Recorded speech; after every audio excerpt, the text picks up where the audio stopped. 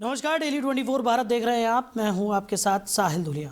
तो बुलेटिन की शुरुआत करेंगे। केंद्रीय गृह मंत्री अमित शाह की अध्यक्षता में रायपुर में नक्सल विरोधी अभियानों को लेकर एक उच्च स्तरीय समीक्षा बैठक हुई। ये बैठक केवल औपचारिक नहीं बल्कि नक्सलवाद के खिलाफ अंतिम चरण की रणनीति को अंतिम रूप देने की दिशा में बेहद अहम मानी जा रही है। बैठक में मुख्यमंत्री विष्णुदेव साय, राज्य के गृह मंत्री विजय शर्मा, मुख्य सचिव, डीजीपी और अर्धसैनिक बलों के शीर्ष अधिकारी शामिल हुए। बैठक का मुख्य फोकस नक्सल प्रभावित इलाकों में चल रहे अभियानों की प्रगति, शेष चुनौतीपूर्ण क्षेत्रों की स्थिति और अंतिम एक्शन प्लान पर रहा। तो गृह मंत्रालय के सूत्रों के अनुसार 31 मार्च 2026 तक देश को माओवाद मुक्त बनाने के लक्ष्य को लेकर केंद्र और राज्य सरकार पूरी तरह गंभीर है। इस लक्ष्य को हासिल करने के लिए अब सीमित समय ही शेष है। सुरक्षा एजेंसियों के मुताबिक बस्तर अंचल के लगभग 95% क्षेत्र में नक्सली हिंसा पर नियंत्रण पा लिया गया है, जबकि करीब 5% इलाकों में अब भी माओवादी गतिविधियां बनी हुई हैं। इन्हीं क्षेत्रों को लेकर ठोस और समयबद्ध रणनीति तैयार की जा रही है। बैठक में ऑपरेशन क्लीन, सुरक्षा कैंपों के विस्तार, खुफिया नेटवर्क को मजबूत करने और जमीनी स्तर पर समन्वय बढ़ाने पर विस्तार से चर्चा हुई। सूत्रों के अनुसार कुछ इलाकों में सक्रिय लगभग 150 सशस्त्र माओवादियों के खिलाफ टारगेटेड ऑपरेशन की रणनीति भी तय की जाएगी। और गृह मंत्री अमित शाह की अध्यक्षता में ये जो बैठक हुई है, इससे कहीं ना कहीं सकारात्मक जो पहलू है वो निकलकर सामने आएंगे। उधर केंद्रीय कृषि मंत्री शिवराज सिंह चौहान ने भारत और अमेरिका के बीच हाल ही में हुए ट्रेड समझौते को ऐतिहासिक और दूरगामी बताया। उन्होंने कहा कि ये डील सिर्फ व्यापार तक सीमित नहीं है बल्कि किसानों, महिलाओं और युवाओं के लिए नए अवसरों के द्वार खोलेगी। इससे भारतीय अर्थव्यवस्था को मजबूती और नई गति मिलेगी। शिवराज सिंह चौहान ने कहा कि इस समझौते से भारतीय कृषि उत्पादों के लिए अंतर्राष्ट्रीय बाजारों में बेहतर पहुंच बनेगी और किसानों को अपनी उपज का उचित मूल्य मिलेगा और कृषि क्षेत्र में निवेश बढ़ेगा। इसके अलावा खाद्य प्रसंस्करण, एग्री स्टार्टअप और ग्रामीण उद्योगों को प्रोत्साहन मिलेगा। इससे महिलाओं के स्वरोजगार और युवाओं के लिए रोजगार के नए अवसर पैदा होंगे। केंद्रीय मंत्री ने यह भी बताया कि ये ट्रेड डील भारत की वैश्विक आर्थिक स्थिति को मजबूत करेगी और निर्यात, निवेश और तकनीकी सहयोग के माध्यम से विकास की गति तेज होगी।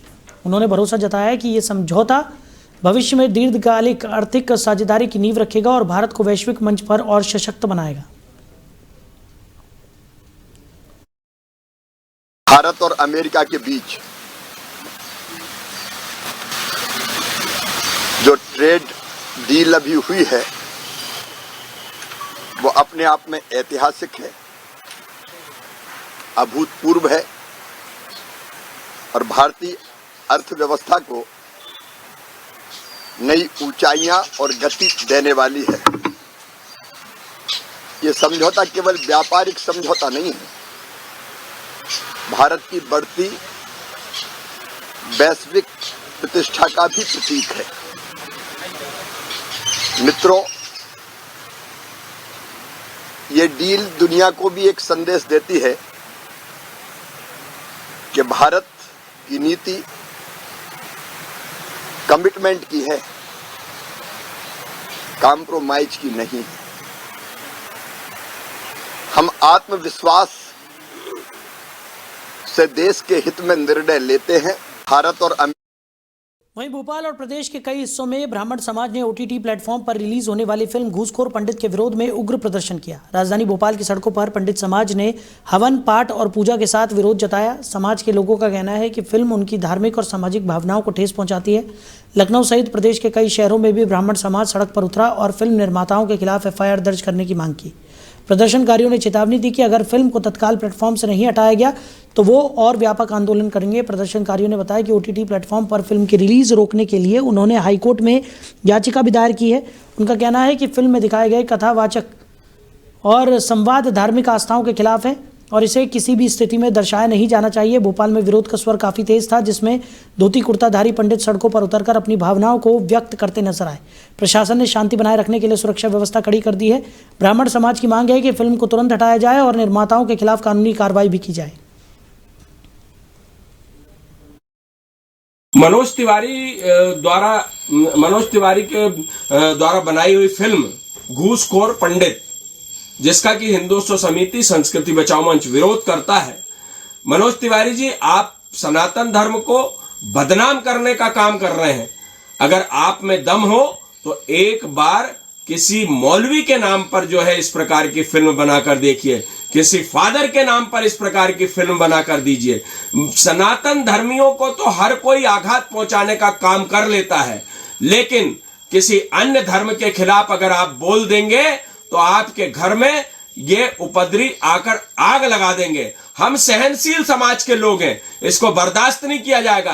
हिंदुत्व समिति चेतावनी देती है, भोपाल के टाकीज मालिकों को भी हम चेतावनी देते हैं कि अगर इस फिल्म का प्रदर्शन आप करेंगे तो हिंदुत्व समिति रोड पर आकर आंदोलन करने के लिए बाध्य होगी। और हम सभी सनातन धर्मियों से निवेदन करेंगे कि इस प्रकार की फिल्मों का बहिष्कार करें। हमारी मांग शीर्षक को लेकर है, हमारी मांग संवाद को लेकर के है। ना संवाद चेंज हुआ, ना शीर्षक चेंज हुआ।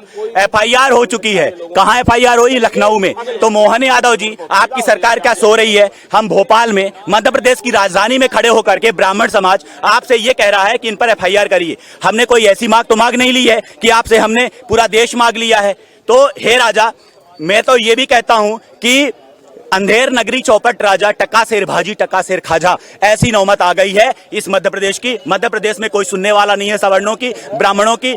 एक हाय तौबा मची हुई है, चाहे वो यूजीसी ले लो। सिर्फ और सिर्फ ब्राह्मणों पर इंगित करते हुए सारी चीजें हो रही हैं। ब्राह्मणी अब इन सब का दुश्मन हो चुका है।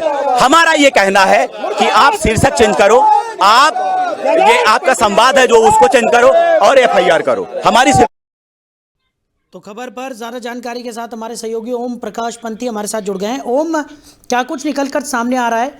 घूसखोर पंडित फिल्म के खिलाफ ब्राह्मणों का जो आक्रोश है वो दिनों दिन बढ़ता हुआ नजर आ रहा है। अब सड़कों पर उतरकर फिल्म को बैन करने की मांग भी यहाँ पर ब्राह्मण समाज के लोगों की तरफ से की जा रही है।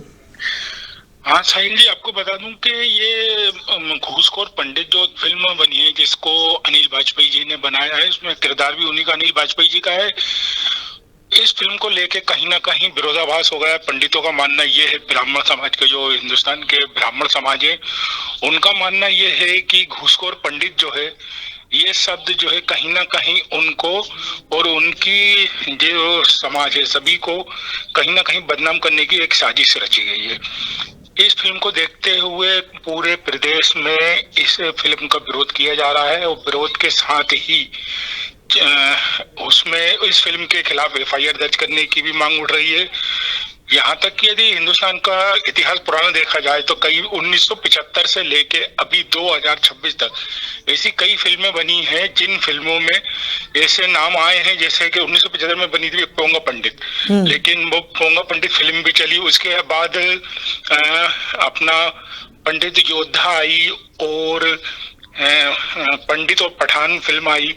ऐसे कई फिल्में हिंदुस्तान में बनी, लेकिन देखा जाए तो हिंदुस्तान की फिल्मों का इतिहास में एक बात यदि हम करें तो कहीं ना कहीं फिल्म जो है एक अच्छा कहीं ना कहीं मैसेज देती है फिल्म देखते जब लोग जाते हैं तो। लेकिन लोगों का मानना ये रहता है कि कहीं ना कहीं अच्छाई भी होती है फिल्म में और दूसरा पहलू देखा जाए तो बुराई भी होती है, लेकिन ज्यादातर लोग उस बुराई को देखते हैं। ऐसे ही इस फिल्म को देखते हुए ब्राह्मणों ने उसको ये देखा। लेकिन यदि फिल्म की पटकथा को यदि हम देखते हैं तो मनोज बाजपेयी एक इंस्पेक्टर का रोल अदा करते हैं, क्योंकि वो ज्यादा घूस लेते हैं, पंडित हैं, तो उनको घूसखोर पंडित के नाम से दिया गया। लेकिन समय के साथ साथ फिर वो सुधर जाते हैं और उनकी जो एक कार्य करने की जो वो होती है, शैली जो होती है, वो घूसखोर पंडित से सुधर कर वो एक ईमानदार और न्यायवादी एक इंस्पेक्टर बन जाते हैं।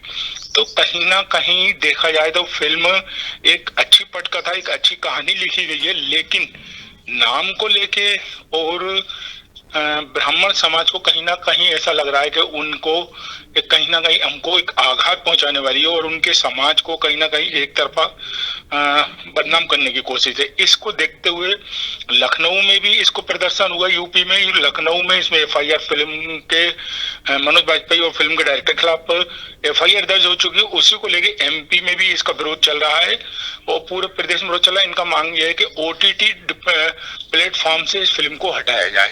बिल्कुल, और लगातार क्योंकि फिल्म का नाम जिस तरीके का है उसके बाद से लगातार लोगों की तरफ से यही कहा जा रहा है कि इस नाम से कहीं ना कहीं पंडितों की छवि जो है वो धूमिल करने की कोशिश यहाँ पर की जा रही है और इसीलिए शायद इस फिल्म का इतना ज़्यादा विरोध अब देखने को मिलने लगा है। लोग सड़कों पर उतरकर इस फिल्म का विरोध यहाँ पर कर रहे हैं और साफ तौर पर उनका कहना है कि जब तक इस फिल्म की रिलीज़ पर रोक नहीं लगाई जाएगी तब तक उनका प्रदर्शन इसी तरह से जारी रहेगा। हाँ जी, साहिल जी, एक बात और है कि यहाँ तक कि ब्राह्मण जितने भी समाज के लोग प्रदर्शन कर रहे हैं, प्रदेश व्यापी जो प्रदर्शन चला, उनका मानना ये है कि जब एक अनिल वाजपेयी खुद ब्राह्मण हैं, डायरेक्टर पंडित हैं, तो उनको ऐसी फिल्म बनाने की सोची क्यों?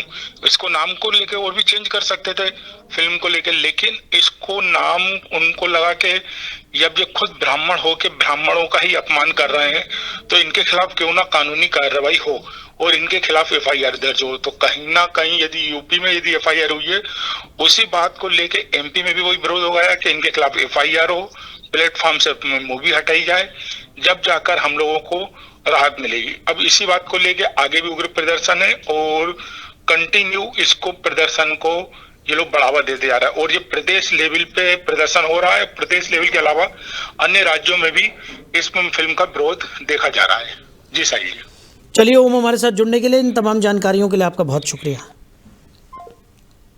तो लगातार घूसखोर पंडित फिल्म का विरोध देखने को मिल रहा है। अब सड़कों पर उतरकर पंडित समाज के लोग हैं वो इस फिल्म के खिलाफ अपना आक्रोश जाहिर करते हुए नजर आ रहे हैं। उन्होंने साफ तौर पर कहा है कि इस तरीके की फिल्म कहीं ना कहीं लोगों को गलत संदेश यहाँ पर देती है और इस फिल्म को पूरी तरह से बैन कर देना चाहिए।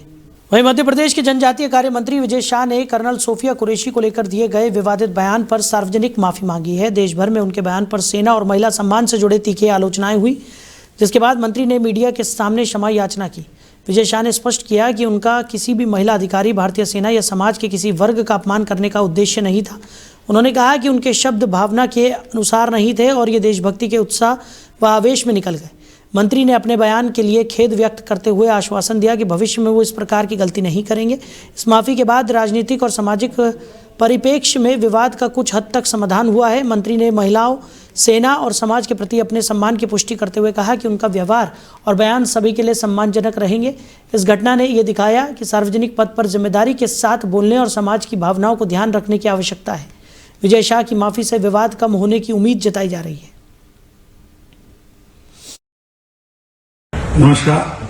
मैंने पहले भी कई बार कहा है, आज फिर दोहरा रहा हूं, मेरा ऐसा कोई उद्देश्य भी नहीं था किसी महिला अधिकारी, भारतीय सेना या समाज, किसी वर्ग का अपमान।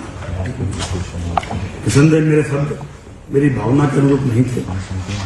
शब्द देशभक्ति के उत्साह, उत्तेजना और आवेश में निकले थे। गलती के पीछे की भावना को अवश्य देखा जाना चाहिए। आप सब जानते हैं मेरी कोई दुर्भावना भी नहीं थी। मैंने अंतकरण से क्षमा याचना की, कई बार की है, आज फिर कर रहा हूं। मेरे लिए अत्यंत पीड़ादायक है कि मेरी छोटी सी त्रुटि से ऐसा विवाद उत्पन्न हुआ। मुझे विश्वास है मेरी भावना को सही संदर्भ में देखा जाएगा। भारतीय सेना के प्रति मेरे मन में सदैव सम्मान रहा है और रहेगा। सार्वजनिक जीवन में रहते हुए ऐसे शब्दों की मर्यादा, संवेदनशीलता अत्यंत आवश्यक है। इस घटना से मैंने आत्ममंथन किया है, सबक लिया है, जिम्मेदारी मानता हूं। भविष्य में वाणी पर नियंत्रण रहेगा और ऐसी गलती दोबारा नहीं होगी। एक बार पुनः इस प्रकरण से आज सभी नागरिकों से, भारतीय सेना से और सब लोगों से अंतःकरण से माफी मांगता हूं। नमस्कार। मैंने पहले भी कई बार कहा है। उधर छत्तीसगढ़ के गरियाबंद जिले में थाना मैनपुर अंतर्गत ओडिशा सीमा के ग्राम भालूडिगी व मोटाल पहाड़ी श्रृंखलाओं में माओवादियों द्वारा डंप किए गए हथियारों और उपकरणों को जिला पुलिस बल की E30 ऑप्स टीम ने बरामद कर लिया है। अभियान में 6 अलग अलग स्थानों से 2 नग इंसास, 1 नग 303, 2 नग 12 बोर, 1 देसी कट्टा, BGL सेल और हथियार बनाने के उपकरण जब्त किए गए हैं। और आपको बता दें कि जानकारी के अनुसार माओवादियों की टेक्निकल टीम शीर्ष नेतृत्व की निगरानी में ऑटोमेटिक और देसी हथियारों का निर्माण व मरम्मत कराती थी। जनवरी 2025 से अब तक पुलिस ने ऑपरेशन विराट के तहत कुल 57 हथियार और 300 कारतूस बरामद किए हैं। इस कार्रवाई से गरियाबंद क्षेत्र में माओवादी हिंसा की संभावना लगभग शून्य हो गई है। DGN डिवीजन और जिला पुलिस बल की संयुक्त कार्रवाई से नक्सलियों की तरफ से बनाए गए हथियार व टेक्निकल वर्कशॉप को ध्वस्त कर दिया गया। ये सफलता सुरक्षा बलों के सतत प्रयास और स्थानीय जानकारी के आधार पर हुई। पुलिस ने बताया कि बरामदगी के बाद क्षेत्र की सुरक्षा और आम जनता की सुरक्षा को प्राथमिकता दी जाएगी। वहीं मध्य प्रदेश में इस साल महाशिवरात्रि के अवसर पर विशेष विक्रमोत्सव 2026 का आयोजन किया जा रहा है। इस आयोजन को 12 फरवरी से 30 जून तक चलाया जाएगा। उत्सव का पहला चरण महाशिवरात्रि के दिन संगीतकार प्रीतम द्वारा महादेव की आराधना के साथ शुरू होगा। इसके दूसरे चरण में 19 मार्च से 30 जून तक जलगंगा संवर्धन अभियान के तहत विविध सांस्कृतिक गतिविधियां आयोजित की जाएंगी। इस दौरान महाकाल वन मेला, कृषि मेला, कलश यात्रा और विक्रम व्यापार मेला जैसी गतिविधियां प्रदेशवासियों के सामने प्रस्तुत की जाएंगी। उत्सव में 60 से अधिक प्रमुख शिव मंदिरों पर मेले और धार्मिक आयोजन भी होंगे। इसके साथ ही अंतर्राष्ट्रीय स्तर पर पौराणिक फिल्मों का महोत्सव भी आयोजित किया जाएगा, जिसमें 25 से अधिक देशों की फिल्मों को शामिल किया गया है। सम्राट विक्रमादित्य अलंकरण समारोह के तहत उत्कृष्ट योगदान देने वाले कलाकारों और विद्वानों को पुरस्कार देकर सम्मानित भी किया जाएगा। यह आयोजन न केवल धार्मिक और सांस्कृतिक गतिविधियों को बढ़ावा देगा, बल्कि मध्य प्रदेश की कला, संस्कृति और पर्यटन को भी वैश्विक मंच पर पहचान दिलाएगा। जो मेरी जानकारी है कि लगभग 5000 चित्र जो हैं जनजाति संग्रहालय ने पुराने इतिहास को लेकर तैयार किए, जो देश में अपनी तरह का अकेला काम है। तो हमने उनसे अनुरोध किया था, तो शिव पुराण को लेकर जो चित्रांकन है या जो कथाएं हैं, उनकी प्रस्तुतियां उज्जैन में ये 13 से 17 मार्च तक चलेंगी।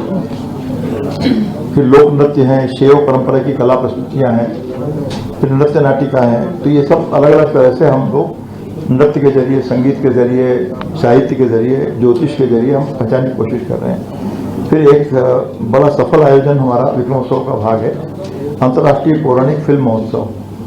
तो इसमें लगातार विदेशों की बड़ी सहभागिता होती रही है। और इस बार जो हमारे जो पत्राचार हुआ है, जो संपर्क हुए हैं, तो 25 से अधिक देश और उनके दूतावास के जो राजदूत हैं या और प्रतिनिधि हैं, वो इसमें सहभागी होंगे। और दुनिया भर की जो पुरातन समय का जो काम है, अन्वेषण है, उस पर केंद्रित जो फिल्में हैं वो हम वहाँ प्रस्तुत करेंगे। मेरे ख्याल से जितना भव्य, आकर्षक और हमारे भारतवर्ष की गौरवशाली परंपराओं, इतिहास, संस्कृति को हमारी नई जो जनरेशन के सामने रखने का जितना बृहद प्रयास माननीय मुख्यमंत्री जी के संकल्प से ये होने जा रहा है, ये अभी तक का मेरे ख्याल से भगतम कार्यक्रम होगा। और इसमें ये केवल संस्कृति विभाग का आयोजन नहीं है, सभी दीगर विभाग उसमें समायोजित किए गए हैं, उनको जिम्मेदारियां दी गई हैं। चाहे वो शुरुआती अभी महाकाल वन मेला से हो, जो आपके सामने 12 तारीख आपको कार्ड। वहीं राजधानी भोपाल स्थित प्रदेश कांग्रेस कार्यालय के समक्ष कांग्रेस कार्यकर्ताओं ने आज जमकर विरोध प्रदर्शन किया। यह प्रदर्शन राजस्व मंत्री करण सिंह वर्मा और मंत्री विनय शाह द्वारा लाडली बहना योजना को लेकर दिए गए विवादित बयानों के खिलाफ आयोजित किया गया। कांग्रेस नेताओं का आरोप है कि मंत्रियों ने सार्वजनिक मंचों से महिलाओं को धमकी दी कि अगर वो सरकारी कार्यक्रमों में शामिल नहीं होंगी तो उनका नाम योजना से काट दिया जाएगा। तो प्रदर्शनकारियों ने इसे महिलाओं का अपमान और तानाशाही करार देते हुए विरोध जताया। मंत्री करण सिंह वर्मा का पुतला दहन किया गया। कांग्रेस कार्यकर्ताओं का कहना था कि ये बयान महिलाओं के अधिकारों के खिलाफ है और उन्हें डराने का प्रयास किया जा रहा है। उन्होंने मांग की कि सरकार ऐसे व्यवहारों को तुरंत बंद करे। प्रदर्शन में बड़ी संख्या में कांग्रेस कार्यकर्ता शामिल हुए और उन्होंने महिलाओं के लिए सुरक्षा और सम्मान सुनिश्चित करने की जोरदार मांग की। कांग्रेस ने चेतावनी दी कि अगर सरकार ने कार्रवाई नहीं की तो पूरे प्रदेश में उग्र आंदोलन किया जाएगा। सबसे पहले तो मैं क्षेत्रवासियों को बहुत बधाई देता हूं कि एक शानदार स्कूल सांदीपनि विद्यालय क्षेत्र को आज देश को समर्पित हुआ है और इसके लिए संपूर्ण रूप से क्षेत्र के लोकप्रिय विधायक और मध्य प्रदेश सरकार में वरिष्ठ मंत्री माननीय गोविंद राजपूत जी की सौगात है। ये उनके द्वारा लगातार इस क्षेत्र के प्रगति के लिए काम किए जा रहे हैं और सांदीपनि विद्यालय जयश्रीनगर भी इसका एक बड़ा उदाहरण है। अब चूँकि जयश्रीनगर में एक सांदीपनि विद्यालय बन गया, बड़ा व्यापक स्कूल है और मुझे लगता है कि हजारों बच्चे इसके अंदर इस विद्यालय में अध्ययन करेंगे और इसके बाद भी जो भी आवश्यक रहेगा, क्योंकि माननीय मुख्यमंत्री जी की घोषणा स्वयं में एक व्यवस्था होती है, उसका 100% क्रियान्वयन नीचे विभाग करता है। मुख्यमंत्री जी घोषणा करके गए, वो खुलेगा। मीडिया के साथियों को ये बात बताना चाहूंगा, मध्य प्रदेश के राजस्व मंत्री करण सिंह वर्मा कल क्या बोलते हैं प्रोग्राम में, अगर महिलाएं नहीं आई तो हम उनके नाम काट देंगे, हम उनको पैसा नहीं देंगे। ये करण सिंह वर्मा होते कौन है? मैं आज मोहन सरकार से पूछना चाहता हूँ, आप ऐसे मंत्रियों को रखेंगे? एक विजय शाह रतलाम में बोलता है कि हम लाडली बहनों के पैसे काट देंगे, एक सीओ करण सिंह वर्मा बोलता है यहाँ पैसे काट देंगे। लाडली बहनों को आपने समझ कर रखा है, मध्य प्रदेश की महिलाओं को आपने समझ कर रखा है, आपकी गुलाम है, आपके काम के लिए आएंगी। हमारी लाडली बहना जो है, हमारी देश की महिला सक्षम महिला है। एक महिला सूफिया कुरैशी है, एक महिला हमारे मध्य प्रदेश में ऐसी कई सूफिया कुरैशी है। हम सभी महिलाओं का सम्मान करते हैं। कांग्रेस पार्टी जीतू पटवारी आज इन महिलाओं के साथ है। उधर धमतरी नगर निगम जो छत्तीसगढ़ का सबसे पुराना नगरीय निकाय है और करीब 140 साल पुराना है, अब 2026 से हाईटेक बनने जा रहा है। निगम ने कर वसूली में जनता के लिए ऑनलाइन सुविधा शुरू की है। निगम क्षेत्र के 12,000 से अधिक घरों के लिए अलग अलग QR कोड बनाए गए हैं। प्रत्येक घर के बाहर ये QR कोड लगाया जाएगा। नागरिक इस QR कोड को स्कैन करके सभी प्रकार के टैक्स की जानकारी प्राप्त कर सकेंगे और सीधे घर बैठे ऑनलाइन भुगतान भी कर सकते हैं। इस नई सुविधा के चलते अब किसी को भी निगम कार्यालय का चक्कर लगाने की आवश्यकता नहीं होगी। इसमें मेरा विचार तो ये है कि बढ़ती हुई आज की डेट में टेक्नोलॉजी जो हाई फाई हो रही है और इसी के आधार पर भारत देश भी उन्नति कर रहा है और इसी परिप्रेक्ष्य में छत्तीसगढ़ का धमतरी नगर पालिक निगम द्वारा भी इस नीति को अपनाया जा रहा है और घर जाकर बार कोड लगाया जा रहा है। बार कोड के आधार पर जो भी उपभोक्ता होगा अपने घर बैठे उस कर का भुगतान अनुसार कर सकते हैं। इससे कोई समस्या नहीं बल्कि और सुविधाजनक। हाँ, धमतरी भी आगे बढ़ रहा है और स्थिति को देखते हुए ये बहुत अच्छी पहल है और एक सराहनीय पहल है जो कि भविष्य में और उन्नति करेगा और लोगों को सुविधा होगी और दिन प्रतिदिन उन्नत करेंगे। सुबह करीब 11 साढ़े 11 बजे हमारे घर में भी जो है नगर निगम धमतरी द्वारा नेम प्लेट जो है QR कोड का जो है चस्पा किया गया है, जिससे है कि ऑनलाइन जो है निगम का टैक्स या अन्य जो चाहे जलकर हो या कुछ भी हो वो टैक्स ऑनलाइन जमा किया जाएगा। सके ये व्यवस्था हम घर घर के लिए दे रहे हैं। एक QR कोड जनरेट करके दिया गया है, तो जो पहचान है आपकी वो उसके अंदर में रहेगी और QR कोड के माध्यम से आप सीधे टैक्स पटाएंगे, सीधे नगर निगम के खाते में पैसा जमा होगा और आपके खाते में सीधे जमा हो जाएगा कि आपकी संपत्ति कर इतना है, जल कर इतना है, ये पट चुका है। आप जैसा पैसा जमा करेंगे वो आपके पास रिसीविंग। वहीं चंद्रपुर मध्य प्रदेश में मतदाता विशेष गहन पुनर्निरीक्षण SIR कार्य में उत्कृष्ट प्रदर्शन के लिए विधानसभा क्षेत्र चंद्रपुर के BLO, सुपरवाइजर, मास्टर ट्रेनर और तकनीकी सहायक को डबरा SDM द्वारा सम्मानित किया गया। ये कार्य निर्वाचन आयोग के तहत संपन्न हुआ, जिसमें मतदाताओं का सत्यापन, फॉर्म वितरण, डिजिटलाइजेशन, दावा, आपत्ति सुनवाई और निराकरण शामिल था। चंद्रपुर टीम, जिसमें SDM विनय कश्यप, तहसीलदार मनमोहन सिंह, नायब तहसीलदार आशीष पटेल, 300 BLO, 25 सुपरवाइजर और 10 सहायक निर्वाचन अधिकारी शामिल थे, ने राज्य के दूसरे स्थान पर यह कार्य पूरा किया। पहले स्थान पर रायपुर शहरी क्षेत्र के कर्मचारियों ने इसे संपन्न किया। ग्रामीण विधानसभा क्षेत्र होने के बावजूद नेटवर्क की कमी और डिजिटल सक्रियता में बाधा के बावजूद टीम ने बेहतरीन परिणाम दिखाए। SIR कार्य के बाद लगभग 28,000 मतदाताओं के नाम घटाए गए, जिनमें मृतक, स्थानांतरण, विवाह और डबल एंट्री मुख्य कारण थे।